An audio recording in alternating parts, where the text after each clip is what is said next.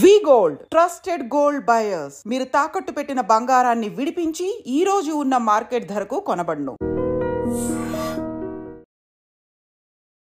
కొందరు మందిని మత మార్పిడి చేశాను. కోట్లాది రూపాయల వ్యవస్థను కల్వరి సతీష్ నెలకి 3,000 మందిని మతం మారుస్తున్నానని చెప్పాడు. అలా పరమతాల మీద పడి ఏడవండి, వాళ్ళ మీద దాడి చేయండి అని చెప్పి ఇందులో రాసి ఉంది. నా స్టేట్మెంట్ ఏంటంటే, ప్రపంచానికి మానవ జాతికి ఈ బైబిల్ చేసిన ద్రోహం, ఈ మత గ్రంథం చేసినంత రక్తపాతం ఇంకేది చేయలేదు. కరుణాకర్ గారు, మీరు శివశక్తి సంస్థని ఎందుకు స్థాపించారు? దీని లక్ష్యాలేంటి, ఉద్దేశాలేంటి?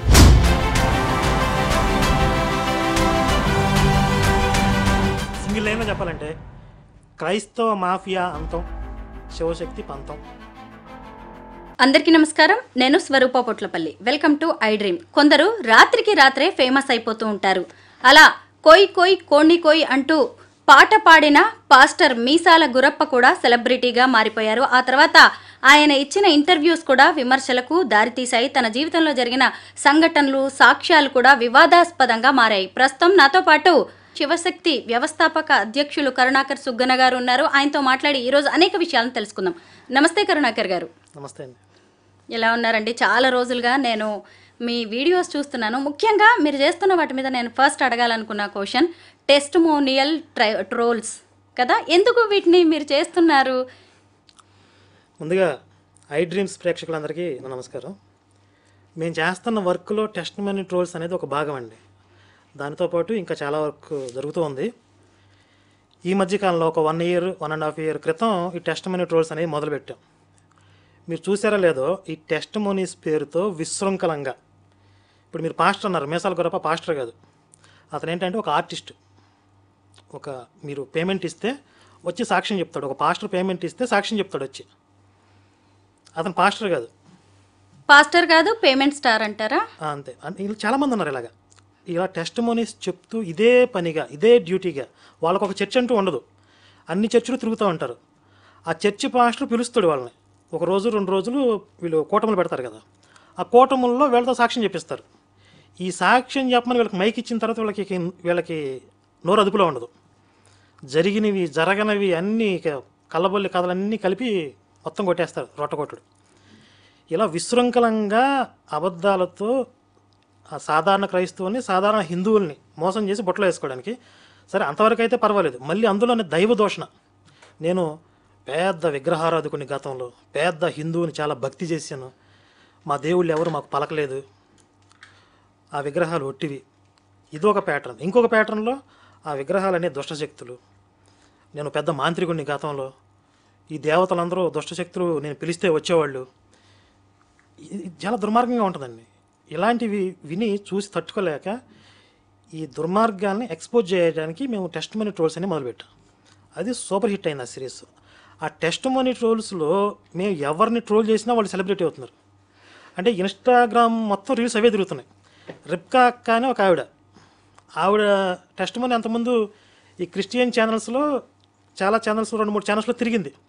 కానీ మేము ట్రోల్స్ చేసిన తర్వాత ఆవిడ రీల్స్ విపరీతంగా అందరూ అభినయం చేస్తూ, యాక్ట్ చేస్తూ ఆవిడ వాయిస్కి బాగా ఫేమస్ అయింది. ఆవిడ నెగిటివిటీ అనమాట, పాజిటివ్గా ఫేమస్ అవ్వటం కాదు. అంటే కమెడియన్ లాగా చేసేసారు. ఆ తర్వాత ప్రసన్న బోల్ట్, ఆవిడ పేరు బోల్డ్ అని చెప్పుకునేది నేను బోల్ట్ అంటాం. ఆవిడ కూడా ఎన్నో అబద్ధాలు చెప్పింది, దాన్ని కూడా బయటికి తీసాం. ఆవిడ మీద కూడా బాగా ట్రోల్స్ అయినాయి. రీసెంట్గా మీసాల గురప్ప, ఈ మీసాల గురప్పను కూడా ట్రోల్ చేసాం. అతను ఇప్పుడు బాగా ట్రోలింగ్ మెటీరియల్ అయ్యాడు. అంటే ఈ టెస్టిమోనియల్ ట్రోల్స్ అనే వాటికి మీరు ఎవరిని ఎంచుకుంటారు వ్యక్తుల్ని? అంటే వినడానికి పర్టికులర్గా ఒక వర్గం అంటూ ఉంటుందా? అట్లా ఏమి ఉండదు, ఒక వర్గం అని ఉండదండి. ఇప్పుడు వాళ్ళు చెప్పిన టెస్టిమోనీ ట్రోలింగ్ మెటీరియల్గా ఉండాలి, ట్రోల్ చేయడానికి అనువుగా ఉండాలి. ఇప్పుడు వాళ్ళు కొంత ఫన్నీగా, అంటే వాస్తవానికి దూరంగా ఉండాలి. తర్వాత మిరాకిల్స్ పేరుతో కట్టుకథలు చెప్పి ఉండాలి. ఇంకా దైవ దోషం చేస్తే మాత్రం అసలు వదిలిపెట్టమండి, ఖచ్చితంగా పట్టి రసం పిండుతాం అనమాట అండి. ఇప్పుడు కేరళ బ్రాహ్మణ్ పేరుతో ఒకడు రీసెంట్గా రిలీజ్ అయిన ఎపిసోడ్, అది ఒక పార్ట్ రిలీజ్ అయింది. అంటే ఒక్కొక్క టెస్టిమోనీ 2-3 పార్ట్లుగా చేయాల్సి వస్తుంది.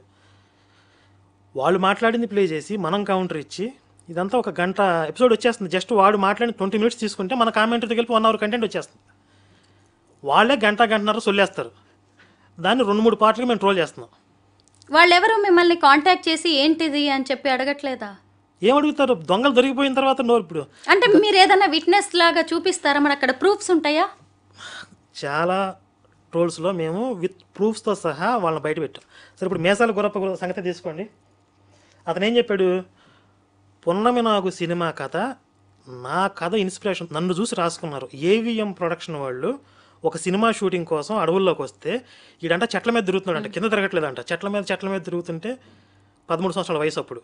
ఈడేంటి ఇలా ఉన్నాడు ఈ పిల్లోడు అని చెప్పి వాడి చరిత్ర తెలుసుకుని, వాడు చిన్నప్పటి నుంచి విషం దాగి పెరిగాడని తెలుసుకుని ఆ కథతో పున్నమి నాగు సినిమా తీశారని చెప్పాడు. అవునా? మీరు విన్నారా సాక్ష్యం? నేను విన్నాను. కానీ అసలు వాస్తవం ఏంటంటే, అసలు ఆ పున్నమి నాగు సినిమా గురించి మేము చూసినప్పుడు, ఇది కన్నడ సినిమా, కన్నడలో ఒరిజినల్ మూవీ. దాన్ని రీమేక్ రైట్స్ తీసుకున్నారు ఏవిఎం ప్రొడక్షన్స్ వాళ్ళు. ఏవిఎం ప్రొడక్షన్స్ వాళ్ళకి ఒరిజినల్ సినిమా కాదు అది. కన్నడలో హున్నిమేయ రాత్రియల్లి ఇది టైటిల్. ఇది 1980లో విడుదలైంది. దీని డైరెక్టర్ ఎవరు? రాజశేఖర్. తన డెబ్యూ మూవీ, ఫస్ట్ సినిమాగా అతను డైరెక్షన్ చేశాడు. ఆర్ఎం సుబ్రహ్మణ్యం, రాధానారాయణన్, జలజా షణ్ముఖం అనేవాళ్ళు ప్రొడ్యూసర్స్. శ్రీదేవి ప్రియా క్రియేషన్స్ అనేది బ్యానర్. కన్నడలో వచ్చిన మూవీకి తెలుగులో రైట్స్ కొనుక్కొని ఏవిఎం ప్రొడక్షన్స్ వాళ్ళు పున్నమి నాగుతో తీశారు. దీన్ని తమిళంలోకి రీమేక్ చేశారు, హిందీలో కూడా రీమేక్ చేశారు. కానీ వీడేం చెప్తున్నాడు? పున్నమి నాగు కథ ఏవిఎం ప్రొడక్షన్స్ వాళ్ళు నన్ను చూసి రాసుకున్నారని చెప్తున్నాడు.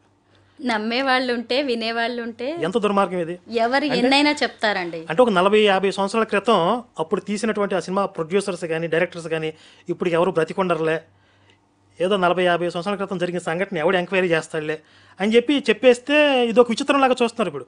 అవునా? మేసాల గురప్ప నిజంగా పున్నమి నాగు సినిమా ఏంటి చూసినా చాలామంది క్రిస్టియన్స్ నమ్ముతున్నారు ఇప్పుడు. ఇది మేము విత్ ప్రూఫ్స్తో బయట పెట్టామా. తర్వాత భోగి శాంతారావు అని చెప్పి ఒక అతను, ఇతను నేను కోమట్ల వర్గానికి చెందినవాడిని, నేను యేసుని నమ్ముకున్నాను. వీడు ఒక బిల్డర్ అనమాట. ఒక టైంలో వీడికి బాగా నష్టాలు వచ్చేస్తే ఆ టైంలో ఒక ఆపద నుండి యేసు వీడిని నాకు వెలుగు స్వరం కనపడిందని చెప్తూ ఉంటారు వీళ్ళు. అలా నా పని మనిషి నాకు యేసుని పరిచయం చేసింది. ఒక బిల్డింగ్ కూలిపోయింది, వీడు కట్టింది. కూలిపోతే ఆ శిథిలాల కింద ఒక ఫ్యామిలీ చిక్కుకుపోయారు, కూలీ కుటుంబం. అందులో ఒక పిల్లోడు చిక్కుకుపోతే ఆ పిల్లోడు ఎక్కడున్నాడో యేసు చూపించాడు, వాడిని బయట తీసాం అని చెప్పి ఇట్లా చెప్పుకుంటూ పోయాడు. వీడు చెప్పిన ఆధారాలను బట్టి మేము గూగుల్లో ఎంక్వైరీ చేసాం. ఇంకా ఆ రోజు న్యూస్ పేపర్లు ఏమో వచ్చినాయి మొత్తం చాలా రీసెర్చ్ చేస్తే అప్పుడు తెలిసింది ఏంటంటే, వీడు కట్టిన బిల్డింగ్ ఎందుకు కూలిపోయిందంటే ప్రభుత్వం అనుమతి లేకుండా కట్టాడు. అక్కడ అంటే ఇసుక నేలలు ఉన్నాయి, అక్కడ కట్టకూడదని చెప్పి గవర్నమెంట్ అనుమతులు లేకపోయినా వీడు అనధికారికంగా కట్టేసి ఇల్లీగల్గా ఆ బిల్డింగ్ కూలిపోతే అందులో ఒక ఫ్యామిలీ చిక్కుకుపోతే ఒక పిల్లోడు చచ్చిపోయాడు.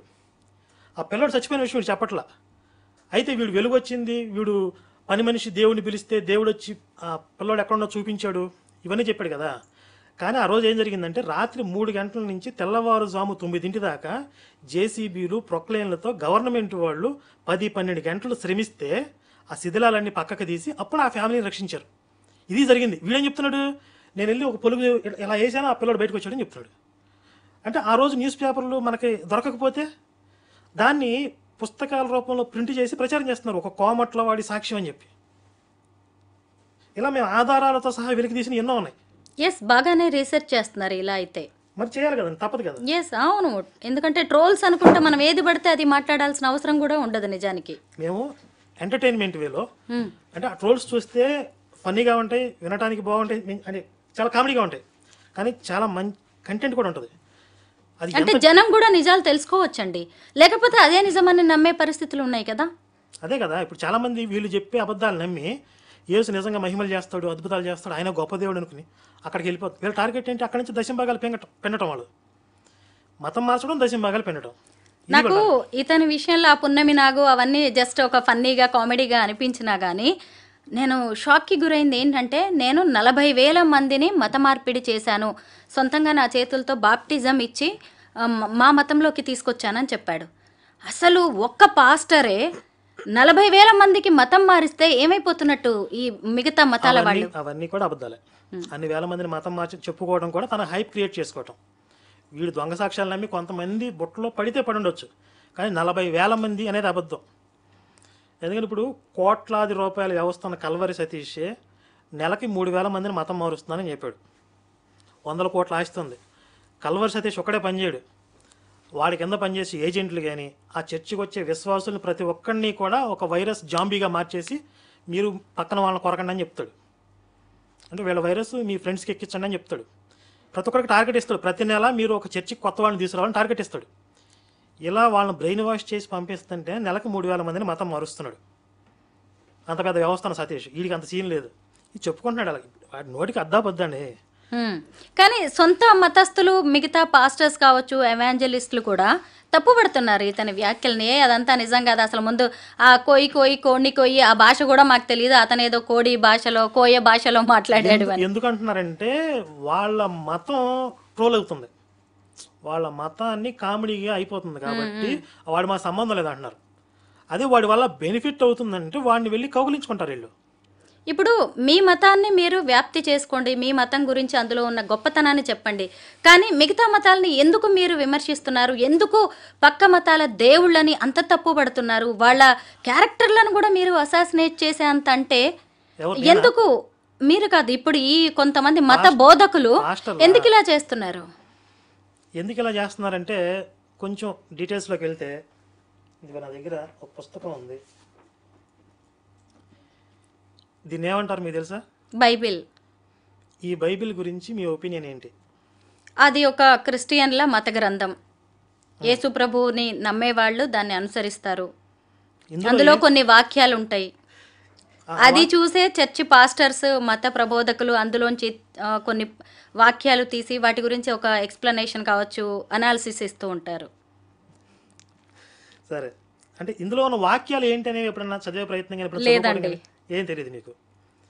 ఇప్పుడు ప్రమాదం ఏంటంటే మీలాంటి కొంతకాలం క్రితం నాలాంటి హిందువులందరికీ కూడా ఈ బైబిల్లో ఏముందో తెలియకపోవటం. ఇప్పుడు మీరు అడిగారు కదా ఎందుకు వీళ్ళలా పరమతాల మీద పడి ఏడుస్తూ ఉంటారు అని చెప్పి. అలా పరమతాల మీద పడి ఏడవండి, వాళ్ళ మీద దాడి చేయండి అని చెప్పి ఇందులో రాసి ఉంది. బైబిల్లో రాసి ఉంది. ఇతర మతాల దేవతా విగ్రహాలని ధ్వంసం చేయండి. ఇతర మతాల దేవతా విగ్రహాలు దెయ్యాలు, విగ్రహారాధన చేస్తే వ్యభిచారం చేసినట్టు, ఇవన్నీ దీంట్లో రాసి ఉన్నాయి. పక్క మతం గురించి మన భగవద్గీతలో ఏముంది? ఇది ఇందులో ఇక్కడ భగవద్గీత కూడా ఉంది. భగవద్గీతలో ఏముందో మీరు చెప్తారా? లేదండి. అంటే స్థూలంగా మొత్తం అంతా డీటెయిల్ కాకపోయినా కొంచెం శ్రీకృష్ణ పరమాత్మ అర్జునుడికి చేసిన గీతోపదేశం. భగవద్గీతలో శ్రీకృష్ణుడు పరమతాల గురించి ఏం చెప్పాడు? అసలు పరమతం అనే భావన లేదు, వేరే మతాలు లేవు కదా. అవునండి. భగవద్గీత చెప్పే టైంకి భూమి మీద వేరే మతాలు లేవు, అందుకే వేరే మతాల గురించి లేదు. కానీ బైబిల్ ప్రస్తావనే ఉండదు అలాగా. బైబిల్ రాసుకునే టైంకి ఆల్రెడీ చాలా మతాలు ఉన్నాయి, అంటే ఇది మధ్యలో వచ్చింది కాబట్టి వేరే మతాల గురించి రాశారు. వేరే మతాల వాళ్ళు వేరే దేవతలను పెట్టుకున్నారు, మీరు ఆ దేవతల వైపుకి వెళ్ళొద్దు, వాళ్ళని చంపండి, ఆ దేవతా విగ్రహాలు లేకుండా చేయండి, ఇది అంతా కూడా ద్వేషాన్ని నింపుతుంది. అదే భగవద్గీతలో అన్య దేవతలు అన్నాడు, నేను కాకుండా వేరే దేవతలు అన్నాడు. ఆయన పరమాత్మ స్థాయిలో ఉండి మాట్లాడుతున్నాడు. అంటే మనకి పంచభూతాల దగ్గర నుండి ముక్కోటి దేవతలు, ఎంతోమంది దేవతలు, వీళ్ళందరినీ అన్య దేవతలను సంబోధిస్తూ ఎవరైనా సరే ఏదైనా దేవతని ఆరాధించాలనుకున్నప్పుడు ఆ దేవత యందు శ్రద్ధ నిలబడే విధంగా నేనే చేస్తానన్నాడు. వాడిని చంపేస్తానల్లా, ఆ దేవతల్ని పూజించడం మహాపాపం, నేను నరకాన్ని పంపిస్తానల్లా. ఏ దేవతల్ని ఆరాధించే వాళ్ళు ఆయా లోకాలు పొందుతారు అన్నాడు. మనకి ఎన్నో లోకాలు ఉన్నాయి, వీళ్ళకున్నది 2. అలాగే ఎవరైనా సరే ఒక కోరికతో ఒక దేవతను ఆరాధించినప్పుడు ఆ దేవత ద్వారా అతని యొక్క కామ్యాలను నేను నెరవేరుస్తానన్నాడు. ఇది భగవద్గీతలో శ్రీకృష్ణుడు చెప్పాడు. కానీ ఇందులో ఏం రాసి ఉందనే విషయం కూడా మనకి హిందువులకు తెలియదు. ఇది కూడా గొప్ప దైవ గ్రంథం, ఇది కూడా మంచిగా చెప్తుందని అనుకుంటారు. నా స్టేట్మెంట్ ఏంటంటే ప్రపంచానికి, మానవ జాతికి ఈ బైబిల్ చేసిన ద్రోహం, ఈ మత గ్రంథం చేసినంత రక్తపాతం ఇంకేదీ చేయలేదు. ప్రతి రక్తపాతం వెనకాల బైబిల్ ఉంటుంది. దీని నుంచే ఉగ్రవాదం అనేది వచ్చింది. మొట్టమొదట ఉగ్రవాదాన్ని తయారు చేసింది మోషే. ఇతను ఫస్ట్ ఈ బుక్లో మొదటి 5 పుస్తకాలు రాశాడు. ఇతర మతాల గురించి దారుణంగా మాట్లాడుతూ ఆ మతాలను లేకుండా చేయాలనే భావన మోషే ఐడియాలజీ. మోషే ఇస్లాంలో కూడా ఒక ప్రవక్త, మూసా అంటారు. దీనిలో 2 భాగాలు ఉంటాయి, పాత నిబంధన, కొత్త నిబంధన. ఈ పాత నిబంధనని కొంచెం అట్లా అట్లా మార్చేసి ఖురాన్ రాసుకున్నారు. ఇప్పుడు చెప్పండి, ఉగ్రవాదం ఎక్కడి నుంచి వచ్చింది చెప్పండి? ఇప్పుడు మనం కూడా దాన్ని ఒక మంచి పాపులర్ వర్డ్గా వాడుతున్నాం కదా, హిందూ ఉగ్రవాదం అని చెప్పి. నేను హిందూ ఉగ్రవాదిని అని కూడా కొంతమంది చెప్పుకుంటున్నారుగా. అవసరమా మనకది? అంటే మన వాళ్ళు క్లైమ్ చేసుకుంటున్నారా నేను హిందూ ఉగ్రవాదని? ఉగ్రవాదం అంటే ఇప్పుడు మన మీద జరుగుతున్న దాడికి మనం డిఫెన్స్ చేసుకోవడం కాదు. వాడి మానాన వాడు బ్రతుకుతున్నా కూడా మనం వెళ్ళి వాడి మీద పడి దాడి చేసి వాడిని చంపాలని చూస్తే అప్పుడు అది ఉగ్రవాదం. అంటే కొంతమంది తెలియక అత్యుత్సాహంతో అలా క్లైమ్ చేసుకోవచ్చు, కానీ అంటే ఈ దాడిని ఎదుర్కొంటూ పనిచేస్తున్న వాళ్ళు పోరాట యోధులు నా దృష్టిలో, ఆర్మీ. ఇప్పుడు కొంతమంది అంటూ ఉంటారు, అంటే నెగిటివ్గా మాట్లాడేవాళ్ళు, కొంతమంది ఈ హిందూ సంస్థలు అనవసరంగా హిందువుల్ని రెచ్చగొడుతున్నాయి. ఈ దేశంలో మెజారిటీ ఎవరు? మెజారిటీ హిందూ, 80% హిందువులు ఉన్నారు కదా. మరి తక్కువ సంఖ్యలో ఉన్న ఇతర మతాల వల్ల మీ మతానికి వచ్చిన ప్రమాదం ఏంటి? 80% ఉన్న హిందువుల్ని అఫీషియల్గా 80%, అనధికారికంగా 80% లేదా 65%, 70% ఉన్నారు. పోనీ 70% ఉన్న హిందువులకి 20-30% ఉన్న వేరే మతాల వల్ల ఎలా ప్రమాదం జరుగుతుంది? కరుణాకర్ గారు, పరమతంలో జరుగుతున్న వాటి గురించి మీరు టెస్టిమోనియల్ ట్రోల్స్ చేస్తున్నారు. మరి మన మతంలో కూడా కొన్ని జరుగుతున్నాయి కదా. ఈ మధ్య కాలంలో నాగరాణి, నాగకన్య, నేను గత జన్మ గుర్తొస్తుందని ఒక ఆమె, సౌందర్య పూనకాలు అమ్మవారు గుర్తొస్తున్నారు అనుకుంటూ ఇంకొకళ్ళు, ఇంకొకతనైతే శివభక్తుడు ఒక ఆమె, నేనేం చేసినా కానీ అది నిజమవుతుంది, ఎవరికి ఎలాంటి హెల్త్ ప్రాబ్లం వచ్చినా నేను దాన్ని నయం చేస్తానని, ఇంకొంతమంది అయితే సంతానం కావాలా నా దగ్గరికి రండి, ఇది తీసుకోండి అది తీసుకోండి అంటూ కూడా కొంతమంది ఇలాంటివి లేనిపోని, అవి నిజాలు కాదని మీకు తెలుసు, నాకు తెలుసు. దీని మీద మరి ఎలాంటి ట్రోల్స్ చేయాలి? వస్తున్నాను. అక్కడికి వచ్చే ముందు ఇంతకుముందు ఒక పాయింట్ చెప్పే కదా, ఈ ప్రశ్న ఇస్తున్నారు. అంటే కొంతమంది విమర్శనాకారులు, మేధావులు, ఇంత మెజారిటీ మతం కదా, మీకు వాళ్ళతో వచ్చిన ప్రమాదం ఏంటి అని చెప్పి. వీళ్ళకి నా ప్రశ్న ఏంటంటే, సమాజంలో క్రిమినల్స్ ఎంత పర్సెంటేజ్ ఉంటారు చెప్పండి? తక్కువే ఉంటారు. సాధారణ ప్రజలతో పోలిస్తే క్రిమినల్స్ పర్సెంటేజ్ ఎంత ఉంటుంది? నేరస్తుల యొక్క మోతాదు 10% కూడా ఉండకపోవచ్చు, 1-2% ఉంటుంది. కేవలం 1-2% క్రిమినల్స్ ఉంటే వాళ్ళని చూసి సాధారణంగా ఉన్న ఇంత మెజారిటీ సమాజం ఎందుకు భయపడుతుంది? 1-2% ఏం చేస్తారు చెప్పండి? ఒక ఊర్లో దొంగోడు ఉన్నాడండి, ఒక ఊర్లో ఒక దొంగోడు పడ్డాడు అంటే ఊరంతా నిద్రపోదు, ఎవడింట్లో పడతాడు అని చెప్పి. ఊరంతా ఉంది కదా, ఒకరిని చూసి ఎందుకు భయపడుతున్నారు? అంటే ఇక తక్కువ ఎక్కువ అని కాదు, వాడి స్వభావం ఏంటి. ఇప్పుడు తక్కువ సంఖ్యలో ఉండవచ్చు, కానీ వాళ్ళ స్వభావం ఏంటి, వాళ్ళ మత గ్రంథాలు ఏం చెప్తుంది? ఆ మతాల మీద పడి దాడి చేయండి, ఆ మతాలను ధ్వంసం చేయండి అని చెప్తుంది. మన హిందువులకు ఆ భావజాలం లేదు, ఎప్పుడూ లేదు. నీ మతాన్ని నువ్వు ఆచరించుకుంటూ పరమతాలని కూడా గౌరవించకపోయినా వాటితో కలిసి సహజీవనం చేస్తూ కలిసిమెలిసి బ్రతకండి అని చెప్తుంది. కాబట్టి వీడికి ఆ మతాలను దాడి చేసే ఉద్దేశం లేదు. అందుకే మీరు ఏ చర్చి కనపడినా ఒక కామన్ సెక్యులర్ హిందూ ఎలా అనుకుంటాడు, అది ఎందుకు అనుకుంటున్నాడో కూడా వాడికే తెలియదు. వెళ్తాం కూడా కదా, చర్చిలకి వెళ్తాము, మసీదులకి వెళ్తారు హిందువులు, దర్గాలకి వెళ్తారు. ఎందుకంటే అక్కడ కూడా ఒక దేవుడు ఉన్నాడు అనే భావంతో, ద్వేషం ఉండదు వాళ్ళకి, ఉండదు. మీరు ఆ మతంలో వాళ్ళని ఒకసారి దేవాలయాన్ని తీసుకురండి, ఎందుకని రారు, అస్సలు రారు. ఎందుకంటే వాళ్ళకి ప్రతి వారం కూడా బ్రెయిన్ వాష్ జరిగిద్ది. పరమతాలన్నీ కూడా అవన్నీ దయ్యాలు, సాతాను, దుష్టశక్తులు, మనం వాటిని నిర్మూలనం చేయాలి అనే ఒక ఐడియాలజీని ప్రతి వారం వీళ్ళ బ్రెయిన్లో ఎక్కిస్తూ ఉంటారు. ఆ ఐడియాలజీలో తయారవుతున్న వీళ్ళందరూ ఒక సమాజానికి ప్రమాదకర శక్తులుగా మారుతున్నారు. కాబట్టి మనం భయపడాలి, దాన్ని ఎదుర్కోవడానికి ప్రిపేర్ అవ్వాలి. ఈ కామన్ సెన్స్ లేకుండా మీరు ఎక్కువ మంది ఉన్నారు కదా, వాళ్ళు తక్కువ మంది ఉన్నారు కదా, ఇదేంటి? మరి ఎక్కువ మంది ఉన్నప్పుడు దేవాలయాల్లో దూరి మత ప్రచారాలు ఎవరు చేస్తున్నారు? ఇప్పుడు మనం మెజారిటీ కదండి. వాళ్ళ చర్చిల్లో దొరబడి మనం ఎప్పుడైనా మత ప్రచారం చేసామా, మా రాముని నమ్ముకోండి అని? వాళ్ళు మన దేవాలయాలకు ఎందుకు వస్తున్నారు? దాడి చేసే స్వభావం ఉంది వాళ్ళ మతాలకి. ఆ పరమతాలకి ఆక్రమిత స్వభావం ఉంది, ఇతర మతాలు లేకుండా చేయాలనే స్వభావం ఉంది. ఆ ఐడియాలజీ, ఆ క్రిమినల్ ఐడియాలజీ ప్రమాదం. ఈ పుస్తకానికి ఉన్న ఐడియాలజీ తెలియకుండా అది మంచిదే అని చెప్పి నమ్మే వాళ్ళతో ఇంకా ప్రమాదం.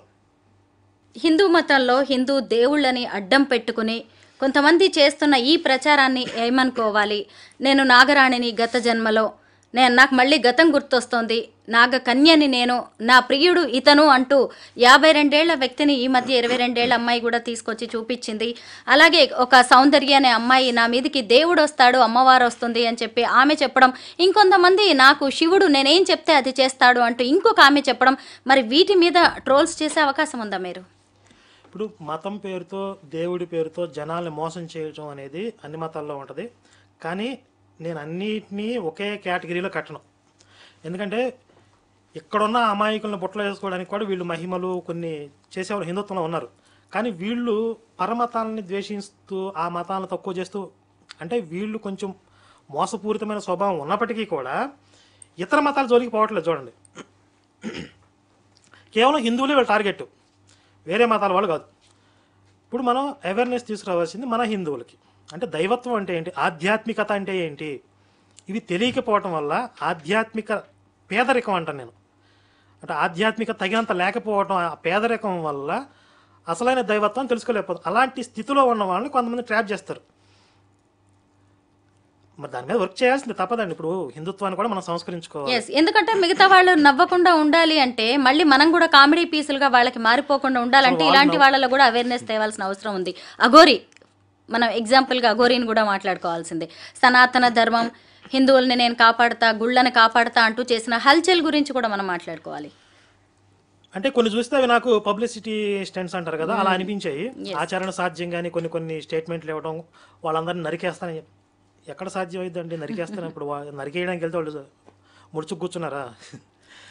కాబట్టి ఏదో పాపులర్ అవ్వాలి, హైప్ తెచ్చుకోవాలి అనే ప్రయత్నంలో భాగంగా కొంతమంది ఇప్పుడు మాలాంటి వాళ్ళను కూడా కొంచెం దానికి బ్లేమ్ అయ్యేలాగా, అంటే హిందువులు అంటే ఎలా ఉంటారు, హిందూ పోరాట యోధులు అంటే ఇది. ఇప్పుడు మేము ఇంటలెక్చువల్ వేలో పనిచేస్తున్నాం, ఇంటలెక్చువల్గా ఐడియాలజీ బేస్ మీద వర్క్ చేస్తున్నాం. దీన్ని హైలైట్ చేసుకోకుండా, దీన్ని హైలైట్ చేయకుండా కొంతమంది ఇప్పుడు మీరు చెప్పినట్టుగా కొన్ని హిందువుల్లో కూడా ఎలాంటి వాళ్ళు ఉన్నారని చెప్పి వాళ్ళని చూపించి మమ్మల్ని కూడా అదే ఘాటిని కట్టేస్తారనమాట. వీళ్ళందరూ ఒకటే అని చెప్పి. తప్పదు, మరి భరించాలి కొన్ని. కాకపోతే కొన్ని వాటి మీద కూడా మనం ఫైట్ చేయాలి. అసలైన దైవత్వం ఏంటి, అసలైన హిందుత్వం ఏంటి అనేది, ధర్మం అంటే ఏంటి అనేది ఈరోజు చాలామంది తెలియని స్థితిలో ఉండటం వల్ల కదా మత మార్పులు చేయగలుగుతున్నారు వీళ్ళు. నిజంగా అసలు హిందుత్వం ధర్మం ఏంటో అర్థమైతే ఎవడో వచ్చి మతం మారిపోయేంత బలహీనంగా వీళ్ళు ఎందుకుంటారు కదా. ఎవరో ఏదో చెప్తే ఆ సాక్ష్యాలు చూపిస్తే, అదే సువార్తలు చూపిస్తే అంతకంటే అద్భుతమైన మన భగవద్గీతలో లేదా, మన పురాణాలేంటి, మన ఇతిహాసాలేంటి. ఇప్పుడు భగవంతుడు జస్ట్ పైన కూర్చుని హామ్ ఫట్ అని చెప్పి మిరాకిల్స్ చేస్తా అన్న మాయల పకీరాయన అన్న. అలా మాయలు అద్భుతాలు చెయ్యటమే దైవత్వం అయితే ఆయన మానవ రూపంలో ఒక రాముడిగా ఎందుకు అవతరించాడు? మానవ జాతికి ధర్మాలను బోధించడానికి స్వయంగా ఆయన ఒక అవతారం తీసుకుని రాముడిగా భూమి మీదకి వచ్చాడు. ఎన్నో కష్టాలు పడ్డాడు. ఎన్నో కష్టాలు ఎదురైనా, ఎన్నో ప్రమాదకర పరిస్థితులు ఎదురైనా ఎక్కడా కూడా ధర్మాన్ని, సత్యాన్ని విడిచిపెట్టకుండా చివరిదాకా నిలబడ్డాడు. అది ఆదర్శ పురుషుడు అని చెప్తున్నాం మనం. అలా చేసి ఆచరణ చేసి చూపించాడు, ఇలా మానవ జాతి ప్రయాణించాలి, ఇలా జీవించాలని చెప్పి. ఆయన పైన కూర్చొని హామ్ పట్ట మాయలు చేయొచ్చు కదా, మాయలు వగిలాగా. అది దైవత్వం కాదు. అది నిజమైన హిందుత్వం అర్థమైతే ఈ మాయలకి ప్రలోభాలకి లొంగరు. ఆ స్థితికి మనం హిందుత్వాన్ని తీసుకెళ్ళాలి, హిందువులు తీసుకెళ్ళాలి. కాకపోతే ఇప్పుడు మన పరిధిలో మనం చేయగలుగుతుంది తప్ప విస్తారంగా ఉంది సమాజం. అందులో మనం ఏదో ఒక మూల పని చేయగలుగుతున్నాం తప్ప మొత్తం సమాజం అంతా భగవంతుడే అందరినీ మార్చలేకపోయాడు. భగవంతుడే అవతారాలు తీసుకున్నా కూడా ఆయన కూడా నమ్మలేదు. మనం ఎంత చెప్పండి. కరుణాకర్ గారు, మీరు శివశక్తి సంస్థని ఎందుకు స్థాపించారు? దీని లక్ష్యాలేంటి, ఉద్దేశాలేంటి? సింగిల్ లైన్లో చెప్పాలంటే క్రైస్తవ మాఫియా అంతం, శివశక్తి పంతం. మీ tag line. Single line sentence. రోజు దీని మీదే వర్క్ చేస్తూ ఉంటారా, లేదంటే వేరే జాబ్ బిజినెస్ చేసుకుంటూ దీనికోసం పనిచేస్తారా మీరు? ఇప్పటి నుంచి కూడా నాకు మిగిలిన వయసు ఒక 30-40 సంవత్సరాలు అనుకుంటే, ఈ 40 సంవత్సరాలు 50 సంవత్సరాలలో రోజువారీ కౌంట్ చేసుకున్నా కూడా నేను చేయాల్సిన పని ఇంకెంతో మిగిలిపోయాలన్నది. మళ్ళీ ఇదంతా వదిలేసి ఇంకొక వర్క్ చేస్తూ రాత్రిపూట రిక్షా బండి లాగి పొద్దున్నే వచ్చి దీని మీద పని చేసి అంత టైం లేదండి ఇక్కడ. ఇప్పుడు నేను ఒక రోజు వర్క్ చేస్తే ఒక ఫ్యామిలీ సేవ్ అయ్యిద్ది. వాళ్ళ వల్ల పడకుండా, అంటే హిందువులు మతం మారిపోకుండా అవగాహన తెచ్చుకునే వాళ్ళు కూడా రక్షించబడినట్లే.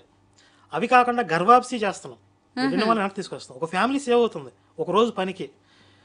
అలాంటిది ఇప్పుడు నా పర్సనల్గా ఈరోజు నేను ఏదో ఒక 100-1000 సంపాదించుకుందాను బయటకు వెళ్తే ఒక ఫ్యామిలీ పోతుంది ఇక్కడ. కాబట్టి అంత టైం లేదు నాకు.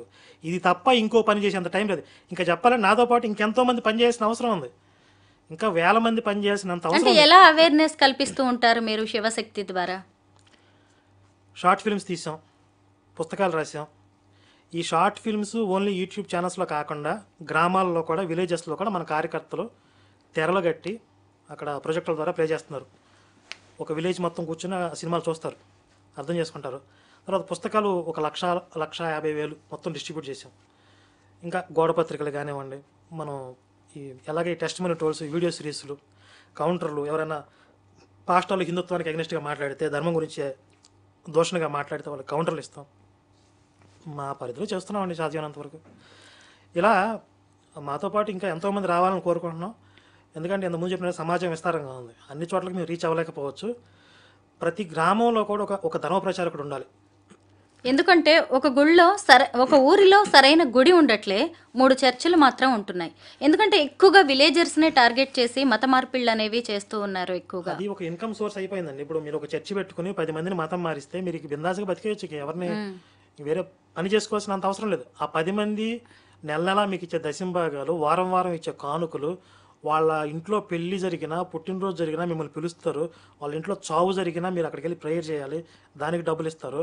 వాళ్ళ ఇంట్లో కోడి గుడ్డు పెడితే గుడ్లు పెడతారు, మీకు కూరగాయలు వస్తే కూరగాయలు ఇస్తారు. అంటే గ్రామాల్లో అయితే పంట పడితే ధాన్యం బస్తాలు ఇస్తారు. ఇవి కాకుండా వాళ్ళకి స్పెషల్ ఏదన్నా అవసరం అయితే ప్రార్థనా అవసరాలు అంటారు, ప్రార్థనా అవసరాల కోసం నెత్తి మీద ప్రేయర్ చేస్తే ఆ రోజు ఒక మినిమం 500 కాగితం చేస్తున్నారు. ఇప్పుడు ఇంతకుముందు అంటే 100, ఇప్పుడు 100కి వాల్యూ లేదు, మినిమం 500. ఒక 10 మందిని 20 మందిని మతం మార్చండి, ఎన్ని రకాల సంపాదన ఉంటుందో తెలుసా మీకు చర్చిలో? ఒక సాఫ్ట్వేర్ ఇంజనీర్ కంటే ఒక 10 మంది 20 మందిని మతం మార్చిన పాస్టర్ సంపాదన ఎక్కువ ఉంటుంది. ఎక్కడి నుంచి వస్తాయి వాళ్ళకి అదంతా? ఇదే విశ్వాసం నుంచి చెప్తాను. ఇన్ని రకాల ఇన్కమ్ సోర్సెస్ ఉంటాయి. ఆ కుటుంబాల నుంచి అంత ఆదాయం ఉంటుంది. మరి 10 ఏళ్ళకి చర్చలు ఎందుకు పెడుతున్నారు అనుకున్నారు? అందరూ ఒకటే దేవుని ప్రకటిస్తున్నారు. వాళ్ళు అందరూ చెప్పేది అదే సువార్త, అందరూ చెప్పేది అదే యేసు గురించి. పైగా పాడిందే పాడరా పాసి పడదాని ఎప్పుడు అదే సువార్త, మా యేసుని నమ్ముకోండి మీకోసం రక్తంగా, ఇదే కదా. మరి అన్ని చర్చలు ఎందుకు పెడుతున్నారు? పోటాపోటీగా చర్చి మీద చర్చి పెట్టి మైకిల మీద మైకిలు ఎందుకు పెడుతున్నారు? ఇంతకుముందు ఆదివారం చర్చలు పెట్టేవాళ్ళు. ఇప్పుడు వీడు ఆదివారం పెడుతున్నాడు అని చెప్పి వీడు శనివారం మొదలు పెట్టాడు, వీడు శనివారం పెడుతున్నాడు, వీడు శుక్రవారం మొదలు పెట్టాడు, వీడు శుక్రవారం చెప్పి ఒక వారం అంతా పెడుతున్నాడు. ఒక చుట్టుపక్కల పిల్లల మధ్యలో చర్చి పెట్టి చుట్టుపక్కల ఎవరికి ప్రశాంతత లేకుండా చేస్తున్నారు. పిల్లలు చదువుకోవడానికి లేదు, గుండె జబ్బులు ఉన్న వాళ్ళు, పెద్దవాళ్ళు ఉంటారు, ముసలు ఉంటారు, షుగర్ పేషెంట్ ఉంటారు, నిద్ర లేకుండా చేస్తున్నారు. ఎంత నరకం అనుభవిస్తున్నారు నాకు తెలుసు గ్రామాల్లో ఈ చర్చిల వల్ల. మొత్తం ఒక రణరంగం అయిపోయింది. విలేజెస్లోకి వెళ్తే మీరు ఒక ఆదివారం వెళ్తే ఇక ఒక శ్మశానంలో నుంచి నక్కలు ఓళ్ళు వినపడతాయి చూడండి, ఊ అంట అలా వినపడతాయి.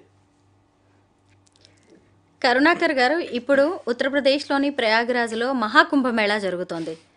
అసలు అది మనకి హిందువులకి ఎంతో పవిత్రమైంది. దాని మీద కూడా కొన్ని విమర్శలు వస్తున్నాయి. ఏంటి, చేయాల్సిన పాపాలన్నీ చేసేసి వెళ్ళిపోయి పుష్కరాల్లో అలాగే కుంభమేళాల్లో నదుల్లో మునిగితే పాపాలు పోతాయా, మళ్ళీ వెనక్కి తిరిగి వచ్చి మీ పాపాలు మీరు చేస్తారా అనే వాళ్ళు కూడా ఉన్నారు. మీరేమంటారు దీని మీద? అలా ఎవరు చెప్పలేదండి. ఎవరు చెప్పారు అలాగా? మీరు ఇష్టం వచ్చిన పాపాలు విమర్శించే వాళ్ళు ఉన్నారు. అలాగా అలా ఎవరు చెప్పారు? అసలు వాళ్ళు విమర్శించాలని మీరు అలా చెప్తున్నారని చెప్పాలి కదా.